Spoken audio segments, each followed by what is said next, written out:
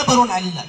बघा, शिंदेवाडी हे सोलापूर जिल्ह्याचं पश्चिम टोक, सातारा जिल्ह्याचं सुद्धा पूर्वेकडलं टोक इथं राजुरी येते। इथं दोन्ही जिल्ह्याकडून जरी वाढायला सुरुवात केली तर आमच्यापर्यंत येपर्यंत संपलेलं असायचं। अशी लाडूची परात आली का आम्ही बघायचो दशासारखं आपल्याला काहीतरी मिळेल। सोलापूरकडनं सुरुवात केली तरी आम्हाला उपेक्षाच मिळायची, इकडून पण उपेक्षाच मिळायची।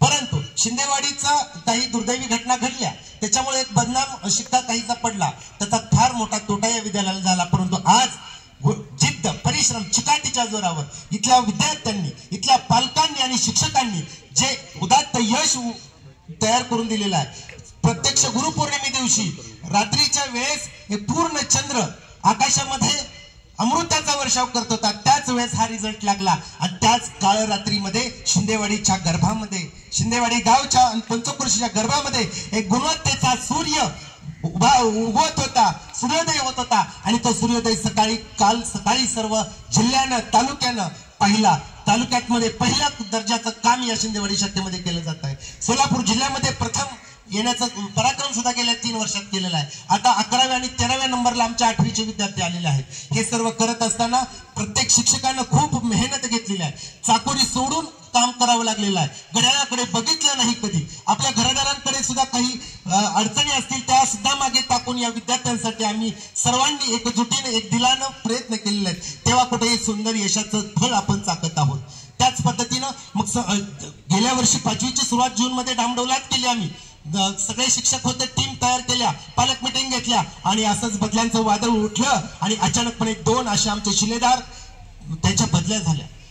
आता पोरांच्या अवसान गळाटले, 5वीची मुलं तर आमची धाय मुकलून रडायला लागली। त्यांचे लाडके पाटील सर, बोडरे सर ज्यांनी शिष्यवृत्तीचा पाया रचला या ठिकाणी, ते इथून निघून गेले। आता करायचं काय? मग त्यावेळेस बोंबडे सर, वाघ मॅडम, मी असेल, बाकी सर्व शिक्षक असतील, यांनी विद्यार्थ्यांना छत्रपती शिवाजी महाराजांचा प्रसंग समजावून सांगितला। अरे कोंढाणा किल्ला जिंकताना जरी तानाजी धारा तिथे पडले असतील तरी शेलार मामा मागे होते। 80 वर्षाच्या शेलार मामांनी सगळ्यांना सांगितलं आता रडायचं नाही, दोर कापला, आता लढायचं। त्यावेळेस सर्व मुलांनी, माझ्या 5वीच्या मुलांनी सुद्धा 25 वर्षाच्या युवकाला जमणार नाही एवढा धैर्य आणि आत्मविश्वास त्यांनी दाखवून दिला। अक्षरशः परीक्षेच्या आधी 4 दिवस आधी एक आमचा चैतन्य घोगरे नावाचा मुलगा, त्याच्या पायाची एवढी मोठी जखम झाली, त्याला उभा सुद्धा राहता येणार, त्याला अक्षरशः परीक्षेला मी नेऊन बसवून उचलून वर दुसऱ्या मजल्यावर नेऊन बसवला। त्या विद्यार्थ्यांना सुद्धा अतिशय धैर्यानं, आत्मविश्वासानं परीक्षा दिली आणि 234 गुण मिळून शिष्यवृत्तीधारक झाला। या यशाला तोड नाही। अशी यश अनेक 5 स्टार शाळा आहेत, काही त्यांच्याकडे सगळ्या साधन सुविधा उपलब्ध आहेत, भरपूर मनुष्यबळ उपलब्ध आहे, अशा ठिकाणी यश मिळतं, त्याचं मला जास्त कौतुक नाही।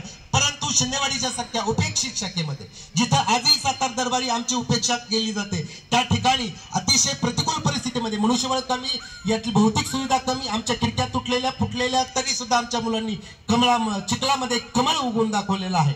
हे यश, त्याच्यामुळे मला अधिक उल्लेखनीय वाटते। आज IAS अधिकारी वगैरे होत आहेत, परंतु एखाद्या अधिकाऱ्याचा मुलगा IAS अधिकारी झाला, एखाद्या शिक्षकाचा मुलगा IAS अधिकारी झाला, त्यात मला नवल वाटत नाही। पण जेव्हा आपल्या कोल्हापूरच्या कागलमधला बिरुदो डोणे नावाचा मुलगा IAS झाला, त्याचा जास्त आनंद झाला। तशाच पद्धतीत आमची शाखेचं यश म्हणजे बिरुदो डोणे या विद्यार्थ्यासारखं यश आहे। अतिशय संघर्ष, तुम्ही आता बघितलं, या यशाचा उत्सव साजरा करत असताना सुद्धा आम्हाला संघर्ष करावा लागला। पावसाने काही समस्या आणल्या तरी सुद्धा आमची विद्यार्थी डगमगणार नाही।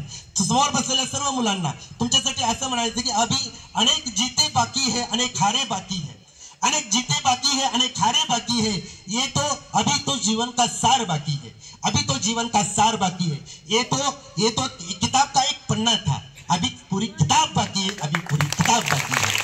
धन्यवाद, सर्वांचं मनापासून अभिनंदन करतो आणि वेळ खूप झालेला आहे, त्यामुळं तुमची जास्त वेळ घेत नाही। 14 वर्ष मला सगळ्यांनी सांभाळून घेतलं, ऐकून घेतलं। आता तुम्हाला सर्वांना शुभेच्छा देतो। तुम्ही सुद्धा उद्या या ठिकाणी या, तुमचा सत्कार करायला मी तुमच्या घरापर्यंत येतो, शाळेपर्यंत येतो, असं भाग्य लाभावं। सर्वांना शुभेच्छा। जय हिंद, जय कर्मवीर, जय महाराज।